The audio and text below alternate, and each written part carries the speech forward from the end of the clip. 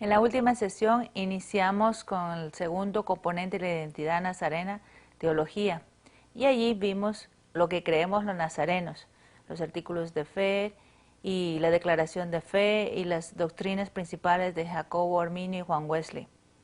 En esta sesión vamos a discutir sobre la doctrina de la entera santificación y presentar los énfasis y diferencias de las otras tradiciones teológicas.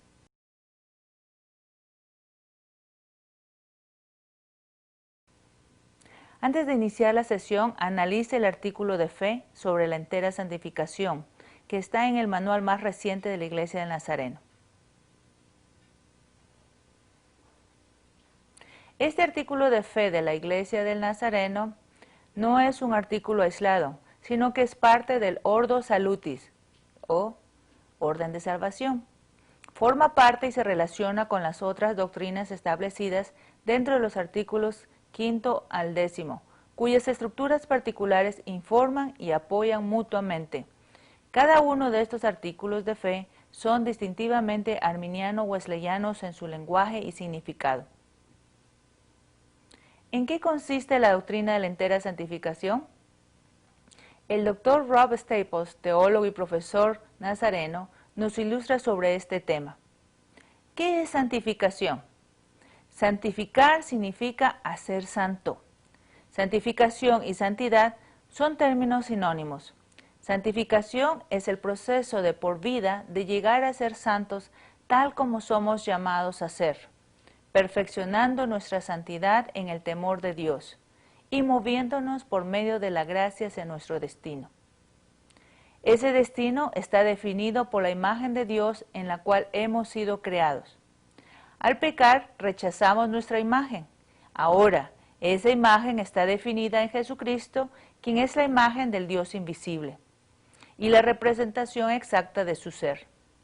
Así que nuestro destino es ser conformados a la imagen de su Hijo, y en esa imagen somos transformados. Esto significa ser santificado. ¿Cómo y cuándo ocurre la santificación? Es un proceso instantáneo y progresivo con etapas muy definitivas.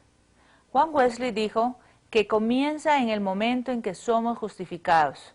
Va creciendo gradualmente desde ese momento hasta que en otro instante el corazón es limpio de todo pecado y lleno con el amor puro para Dios y para el prójimo. Aún así, ese amor crece más y más hasta que obtenemos la medida de la estatura de la imagen de Cristo.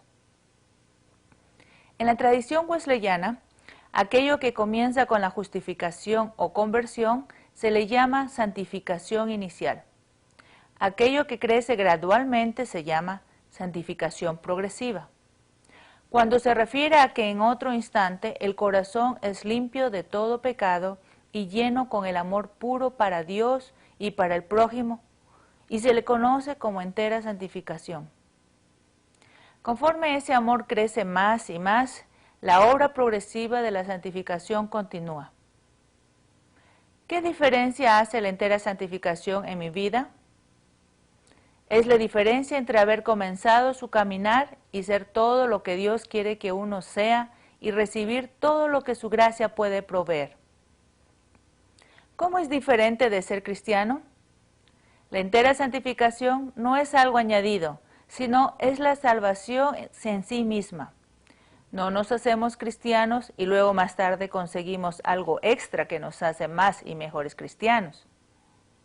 La norma del Nuevo Testamento para el cristiano es una vida santificada, limpia, llena del Espíritu Santo, llena de amor y purificada. La persona que prefiere vivir por debajo de lo que Dios espera de uno, difícilmente puede ser llamado cristiano según el Nuevo Testamento. ¿Qué diferencia hay entre santificación y consagración? Consagración es nuestro compromiso hacia nuestro destino de ser como Cristo. Santificación es la obra de Dios de hacernos santos en respuesta a nuestra consagración. En Romanos 6, 12 al 19 se nos dice que nos presentemos a nosotros mismos a Dios, o sea, el aspecto de consagración, lo cual nos lleva o resulta en la santificación, que es lo que Dios hace. ¿Cómo sé si he sido enteramente santificado? Uno sabe cuando se ha consagrado totalmente a Dios y sabe cuando no esconde nada y confía plenamente en Él para ser santificado. Somos santificados por fe y no por obras. Si busca la santificación por obras, entonces está pensando que debe hacer algo o ser alguien primero. Pero Juan Wesley dijo, espérala por fe, espérala tal como eres y espérala ahora. ¿Qué pasa cuando fallo? Tenemos dos alternativas. Nos sentamos a lamentar nuestro fracaso y abandonar el peregrinaje, o salimos del asunto y seguimos adelante hacia nuestro destino. En 1 Juan 2, del 1 al 2, se nos dice que Jesucristo habla al Padre en nuestra defensa. A esto Wesley le llamaba el arrepentimiento de los creyentes. Sin embargo, esto no quiere decir que tomemos el pecado a la ligera. ¿Cómo puedo esperar ser perfecto como Dios es perfecto? ¿Acaso significa que no puedo pecar? Ser perfecto como Dios es perfecto significa amar a nuestros enemigos, orando por aquellos que nos persiguen, practicando la justicia hacia el malvado y el bueno, hacia el justo y el injusto. La palabra perfecto en el Nuevo Testamento significa maduro. Es un término dinámico y no estático. No tiene la idea de perfección como la de un diamante sin ni una falla, sino que es una perfección de un crecimiento, de un ser humano que es activo y está aprendiendo. Lo perfecto no está en las fallas, sino en la madurez.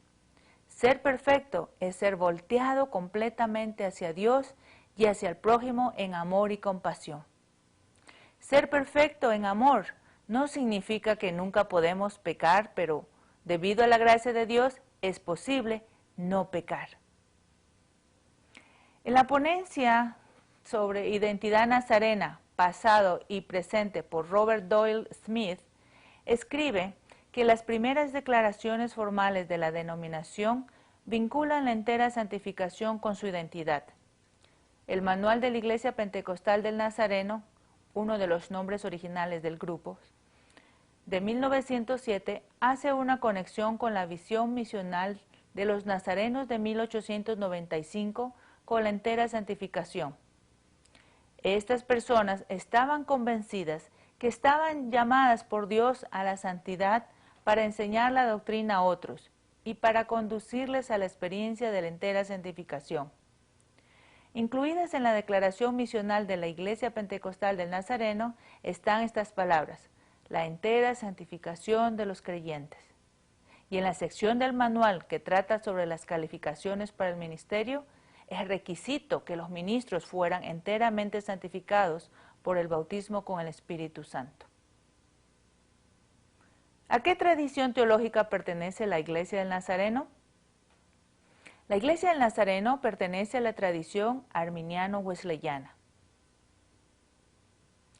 ¿Qué posición teológica mantiene la tradición wesleyana?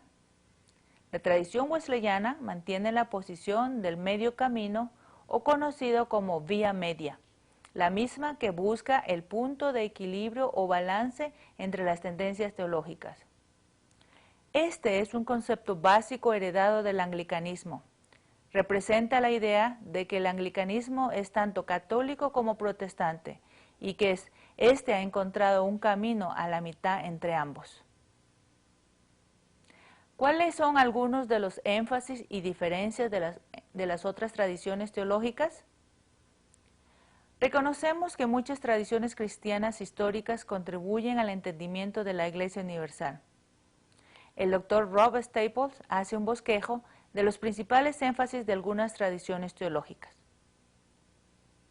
Los católicos romanos enfatizan que la Iglesia de Cristo debe ser un cuerpo universal. Los bautistas y congregacionalistas enseñan que el nivel local es donde la iglesia realmente es iglesia. Los anglicanos muestran que una liturgia en común puede ser una ayuda en la unificación de la adoración. Los pentecostales enseñan que el Espíritu Santo nos puede sorprender al romper nuestras estructuras y patrones humanos. Los presbiterianos tienen una visión clara de la soberanía de Dios. Los luteranos predican que la salvación es por fe y no por obras. Los nazarenos predican el mensaje de santidad, de corazón y vida, y que solo es posible por la gracia de Dios. Sin embargo, hay algunos elementos en cada tradición teológica que nuestra tradición wesleyana no acepta. Por tanto, estas son diferentes a la nuestra. No aceptamos la doctrina incondicional de elección o predestinación del calvinismo. No aceptamos el énfasis en la inspiración verbal de las Escrituras sobre el testimonio interno del Espíritu Santo del fundamentalismo. Ni aceptamos su punto de vista sobre la expiación limitada. No aceptamos el énfasis del pentecostalismo en el don de lenguas desconocidas como la evidencia de ser llenos con el Espíritu Santo, o que la posesión de ese lenguaje de oración evidencia un grado mayor de espiritualidad que el orar uno en su propio idioma. ¿Cuál es la herencia teológica wesleyana recibida en los ministerios de compasión por la Iglesia del Nazareno? El reverendo Michael Christensen resume en 3 puntos esta herencia. Primero, la aplicación práctica de los principios bíblicos y teológicos de la Escritura en la realidad de la vida. Segundo, la integración esencial de piedad personal, celo evangélico y preocupación social que resulta en una reforma social y transformación de la sociedad. Por ello, la Iglesia del Nazareno sigue expresando ese compromiso de ministrar a las personas en cuerpo, alma y espíritu. Tercero, la predicación del Evangelio al pobre de los centros urbanos y provisión de hogares y centros de ayuda para las diferentes necesidades de esta gente. ¿Cuáles son las principales convicciones de la Iglesia del Nazareno? La Iglesia del Nazareno, como denominación, existe debido a personas de diferente trasfondo social, educacional, político y aún denominacional, que tuvieron una visión de fe cristiana y de vida que trascendió sus diferencias incidentales. Los primeros nazarenos testificaron claramente de sus convicciones distintivas en cuanto al poder del Evangelio para transformar y capacitar todo aquel que lo recibe. Su testimonio estaba dirigido por lo que leían en las Escrituras y lo que experimentaban tanto ellos y como otros en sus vidas. Así como los primeros nazarenos compartieron sus convicciones para dar nacimiento a la Iglesia del Nazareno, estas también proveyeron su coherencia y misión. Los primeros nazarenos fueron capaces de distinguir entre lo que les definía, los unía como convicción y lo que eran ideas incidentales que merecían solo la atención secundaria. Históricamente, las convicciones que los unía y su respeto por la diversidad enriqueció la Iglesia. Las convicciones que dieron nacimiento a los nazarenos fueron distintivas, pero no únicas en la Iglesia cristiana. Los nazarenos mantienen su alianza a las doctrinas definidas de la fe cristiana, es decir, los credos, por lo que se comprometieron a ser buenos mayordomos de aquello dado a los santos. Lo que une a los nazarenos con otros cristianos es más importante que lo que los distingue entre ellos. Las convicciones no pueden ser impuestas o forzadas en alguien. Estas deben surgir y ser mantenidas desde lo profundo del corazón. Las convicciones tienen que ser celebradas, refinadas, nutridas, renovadas y transmitidas. Las convicciones pueden prosperar de generación en generación, pero deben ser intencionalmente renovadas. A fin de que las convicciones prosperen, estas deben ser apropiadas. El Dr. Al Truesdale, un teólogo y profesor de la Iglesia del Nazareno, resume en 7 nuestras convicciones como nazarenos. 1. Creemos que la Biblia sea la única fuente que define la fe y práctica cristiana. 2. Afirmamos que Dios decidió encarnarse en Jesús de Nazaret para ser el Cristo de Dios. Por tanto, afirmamos la completa humanidad y divinidad de nuestro Señor. 3. Creemos que por medio del Espíritu Santo, el Padre ahora ofrece a todas las personas en cualquier lugar la redención que fue hecha una realidad en su Hijo Jesucristo. Creemos que el Espíritu Santo ha venido a mostrar en la vida de los cristianos todas las riquezas que nuestro Señor ha asegurado. 4. Creemos que aparte de la redención por medio de Jesucristo, todas las personas en todo lugar continuarán estando muertas en sus transgresiones y pecados, que Cristo es el poder y la sabiduría de Dios y es la cabeza de la nueva humanidad. 5. Creemos que el Nuevo Testamento nos llama a la vida santa que caracteriza la vida cristiana. Creemos que tenemos que decidir presentar todo nuestro ser a Cristo para que lo santifique. Creemos que el Espíritu Santo capacita a los cristianos intencional y decisivamente para someterse a Cristo como Señor.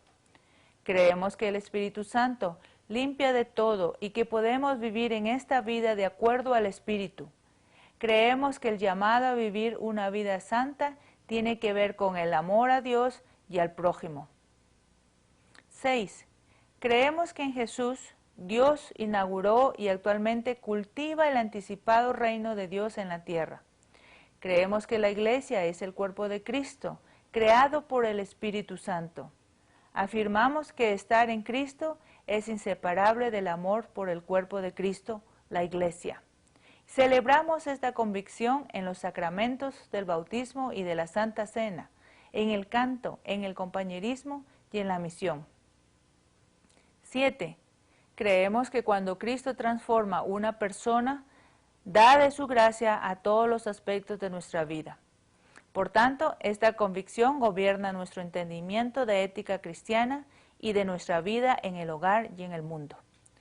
Creemos que cuando los cristianos son obedientes a la gracia, experimentan crecimiento religioso y moral, son renovados continuamente en la imagen de Cristo y aumenta el amor por Dios y al prójimo y el deseo que otros vengan a Jesucristo como su Salvador. Estas convicciones nos constituyen, unen e inspiran. Sus implicaciones se extienden en muchas direcciones y nos desafían. ¿Qué se espera en la vida de un nazareno? Se espera que cada nazareno desarrolle una vida de santidad, crecimiento, amor, pureza y de comunidad.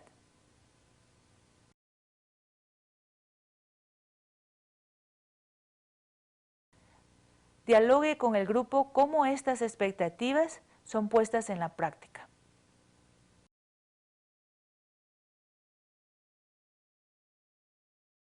Reflexione un momento cómo nuestras convicciones nos ayudan a seguir la vida de santidad que Dios quiere y que nos hacen diferentes.